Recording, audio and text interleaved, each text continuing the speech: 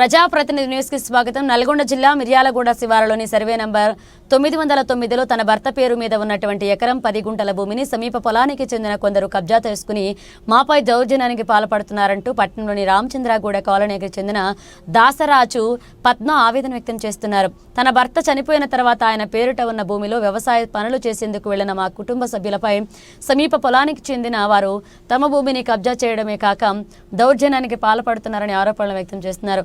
ఈ విషయంపై తాము కోర్టుకు వెళ్లగా తమకు అనుకూలంగా కోర్టు ఉత్తర్వులు ఇవ్వడంతో పాటు పోలీసు రక్షణ కల్పించాలంటూ ఆదేశించినప్పటికీ పోలీసులు తమకు సహకరించట్లేదని, కబ్జా చేసిన వారికి అనుకూలంగా వ్యవహరిస్తున్నారని ఆవేదన వ్యక్తం చేశారు.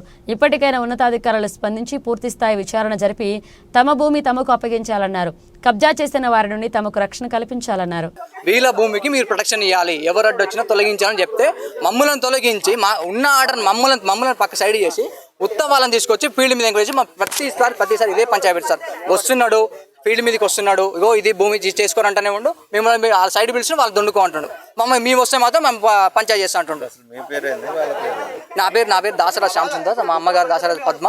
అసలు భూమి మా నాన్న పేరు మీద సార్. మా నాన్న 2009లో చనిపోయింది సార్. దాసరాజు నాగరాజు సార్. అప్పటి నుంచి 16 నుంచి ఇదే ఇబ్బంది పెడుతుంది సార్. మేడపల్లి సుగుణమ్మ, భద్రయ్య వాళ్ళ కొడుకులు సార్. వాళ్ళ 5 కొడుకులు, ఆ చిన్నమ్మ పెద్దమ్మ పిల్లలు మొత్తం 20 మంది ఉంటారు సార్. వాళ్ళు 20 మంది రిలేటివ్స్. గత 20 నుంచి ఇదే జరుగుతుంది. సభ్యులు మొత్తం ఇదే పని. ఇప్పటికి వాళ్ళ మీద ఇప్పుడు 3 కేసులు అయినాయి. ఇదే జరిగింది.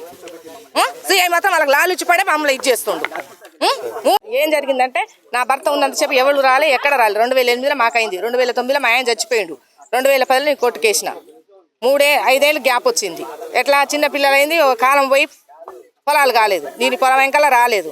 పొలం వెంకల రాకపోయేసరికి తర్వాత పొలం మీదకి వచ్చేసరికి వీళ్ళు వచ్చారు నా మీదకి. ఇది మా పొలం మా లెక్క అని, నీ పొలం నీకేముంది, నా పొలం నాకేముంది, నేను చేసుకుంటాను. ఎన్నిసార్లు వచ్చినా ఇదే గొడవ కొట్టుకోవటం చేయడం నా మధ్యన కూలీలు తీసుకొచ్చుకున్నాను. వాళ్ళని కొట్టి మా మీద కేసులు అయినాయి, వాళ్ళ మీద కేసులు అయినాయి. అదే జరుగుతుంది. కానీ ఇళ్ళకి రాని ఎట్లా చేయట్లేదు. అట్ట వాళ్ళు బలంతం చేస్తే కూడా నేను దున్ని నాటి పెట్టించిన, అట్ట పెట్టిన వాళ్ళు జడగొట్టిన నేను జడగొట్టిన మళ్ళీ వాళ్ళు జడగొట్టిన కానీ వాళ్ళ ఇంటిలో ఒక దగ్గర 20 మంది ఉంటారు. నేను నా పిల్లలతో 6 ఉంటాం మేము. నాకు ఎవరు సపోర్ట్ లేదు, ఎక్కడ లేదు. సరే ఎక్కడికి న్యాయానికి పోయినా కానీ పోలీస్ ప్రొటెక్షన్ తీసుకొచ్చుకుంటే మేము వస్తాం. కానీ అంతవరకు రాన్నాడు. ఫస్ట్ పాండరంగారెడ్డి అదేలా తెచ్చినాక పాండరంగారెడ్డి పోయిండు. తర్వాత సాయేశ్వర్ గారు వచ్చిండు. సాయేశ్వర్ గారు కూడా ఇట్ట వీళ్ళకి లాలుచి పడే ఆయనంతా చేసిపోయాడు. అదే పొజిషన్లో నిన్న ఇప్పుడు నాగార్జున సార్ కూడా అదే చేసిండు. సీఐ తీసుకొచ్చి హైకోర్టు నుంచి ఆర్డర్ వచ్చింది కదమ్మా, ఇన్ని రోజులు పెండింగ్ పడ్డా మేము ఆర్డర్ ఇస్తారని మొన్న ఫోన్ చేసిండు. ఫోన్ చేస్తే మా ఇంట్లో ఫంక్షన్ ఉందయ్యా రావట్లేను, రేపు వస్తా అన్న అని నిన్న తీసుకొని వచ్చి వాళ్ళ కాము గుంచి మేము బండి దించుతుంటే బండి దించనీయకుండా మా 2 కానిస్టేబుల్ బండి కాడబెట్టి మమ్మల్ని 10 మంది దాకా మమ్మల్ని చుట్టి ఈడబెట్టి వాళ్ళకి పెట్టి మీరు దున్నుకొని నాటు పెడితే మీకు ఏ సంబంధం లేదు, ఇల్లు అద్దులు లేవని చెప్పిపోయింది సార్. అద్దులు చూపిస్తే నా పొలం చూపిస్తా అంటే నువ్వు చుట్టుపక్కల అడిగిపోయేది కదా. అంటే నా పొలం నాకు తెలియదా?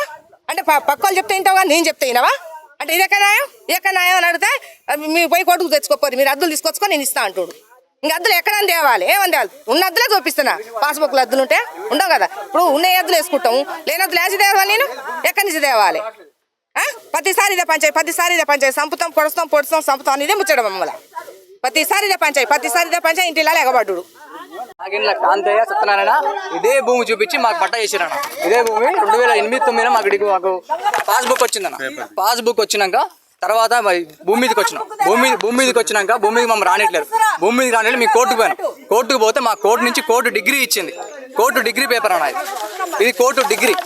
ఇది డిగ్రీ అయినా కూడా మళ్ళీ అదే పంచాయతీ ఉంటే మళ్ళీ కోర్టుకు వెళ్ళాం సార్. మళ్ళీ కోర్టుకు వెళ్తే మళ్ళీ తర్వాత ఇచ్చిన తర్వాత ఈపీ ఇచ్చినాం సార్. ఈపీలో పోలీసు ప్రొటెక్షన్ ఇచ్చారు. ఈపీలో పోలీసు ప్రొటెక్షన్ ఇచ్చింది.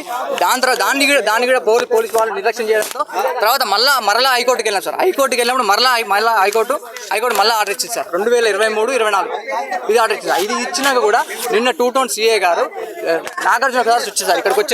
ఇక్కడికి వచ్చి హద్దులన్నీ చూసుకొని మాకున్న పేపర్ల ప్రకారం మొత్తం చూసుకున్న తర్వాత ఇది నీ భూమి కాదు అని వాళ్ళని దున్నమని చెప్పి మమ్మల్ని బయటికి పంపించింది సార్. హైకోర్టు ఆర్డర్ ధిక్కరిస్తుంది సార్. మమ్మల్ని రానికుండా ఇక్కడ భూమి మీదకి వస్తే మీ మీద కేసులు చేస్తాం, మేము తీసుకొని రిమాండ్ చేస్తాం, లా అండ్ ఆర్డర్ ఇష్యూ చేస్తాం చెప్తా సార్. నిన్న ఇదే పొలం నేను నాటేయలేదు సార్. ఈ రోజు నాటేసారు. నిన్న రానప్పుడు ఏ నాటు లేదు. వాళ్ళంతా వాళ్ళకి లాలుచి పడి ఇది ఆర్డర్ ఇస్తారు. సిఐ గారు డిపార్ట్మెంట్ మొత్తం తీసుకొచ్చి నా ట్రాక్టర్ని అడ్డుకొని నా ట్రాక్టర్ని అక్కడ ఆపి పోలీసులను పెట్టి నన్ను ఫీల్డ్ మీదకి రానియకుండా బాగా ఇబ్బంది పెట్టారు సార్. ఇప్పటికి ఇది పంచాయతీ సార్ 2016 నుంచి జరుగుతుంది సార్. 2009 నుంచి ఇప్పటి మరి జరుగుతుంది. గత 16 ఏళ్ళుగా ఇదే పంచాయతీ సార్. గత 16 ఏళ్ళుగా ఇదే పంచాయతీ జరుగుతుంది. ఇట్నే నిర్లక్ష్యం చేస్తుంది సార్.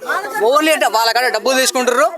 మా కోర్టు ఆర్డర్ ఉంది, దాన్ని మొత్తం నిర్లక్ష్యం చేసి కోర్టుకే ఎగనిస్ట్ వెళ్తుంది సార్. మీ కోర్టుకే ఎగనిస్ట్ మీ ఎక్కడికి వెళ్ళాలి సార్? ఇక చెప్పండి, ఇక కోర్టుకే ఎగనిస్ట్ వెళ్తే మీరు ఎక్కడికి వెళ్ళాలి? ఇక కోర్టు ఆర్డర్, ప్రతి ఒక్క ఆర్డర్ ఉంది. ప్రతి ఒక్క ఆర్డర్ నుంచి 3 నెలల నుంచి కోర్టు సార్ సిఎస్ఆర్ దగ్గర తిరుగుతుంది సార్. 2 టౌన్ సిఏ దగ్గర నాగార్జున సార్ దగ్గర 3 నెలల నుంచి తిరుగుతుంది సార్. 3 నెలలు తిరుగుతుంటే ఎంఆర్ఓ అని ఆర్డీఓ అని వాళ్ళందరి మీద పెడుతుండ్రు. నిన్న ఎంఆర్ఓ దగ్గర కూడా పోయింది సార్. పర్సనల్ మేము పోయినాం సార్, మాకు ఈ ఆర్డర్లు ఉన్నాయి.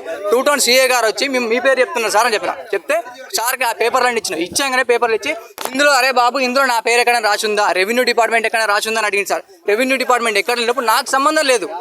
నేను నా ప్రకారం నేను రెవెన్యూ ప్రకారం ఏం చేసా 909 సర్వే నెంబర్ ఎంతో చూపించగలుగుతా, అంత మటుకే నేను చూపించగలుగుతా. దానికి మించి నేను చేసేది ఏం లేదు. లోపల ఎంతమంది ఉన్నారో మాకు సంబంధం లేదు, అది మీరే చూసుకోవాలి. అయినా కూడా మీకు ఈపీలో కానీ, మీకు ఇండిక్షన్ ఆర్డర్లో కానీ, కోర్టు డిగ్రీలో కానీ, ఇప్పుడు వచ్చిన ప్రజెంట్ ఆర్డర్లో కానీ ప్రతిదీ బౌండరీ మెన్షన్ చేసి ఉన్నది. ఆ బౌండరీ మెన్షన్ చేసి ఉన్నాక ఒక డిపార్ట్మెంట్ వచ్చి ఆర్డర్ ఇస్తానికి మా మీద ఎందుకు రుద్దుతున్నారు అని రెవెన్యూ డిపార్ట్మెంట్ మాకు క్వశ్చన్ చేసింది సార్. అదే పేపర్ తీసుకొచ్చి నేను సీఏ గారిని పిలిచినాం. సీఏ గారిని 3 నెలలు తిరిగినాక మమ్మల్ని పట్టించుకోలేదు. మేము కూడా వదిలేసినాం. హైకోర్టుకి వెళ్ళాం, మళ్ళీ హైకోర్టుకి వెళ్ళాం. సీఏ సారి మరీ ఫోన్ చేసిండు, రమ్మారా వచ్చి మీ భూమి మీకు గొప్ప చెప్తాను చెప్పాడు. వచ్చి ఇక్కడికి వచ్చి తీసుకొచ్చి వాళ్ళని భూమి మీద పంపించి మమ్మల్ని బయటికి పంపించి మీ మీద కేసులు చేశాను బెదిరిస్తున్నారు సార్.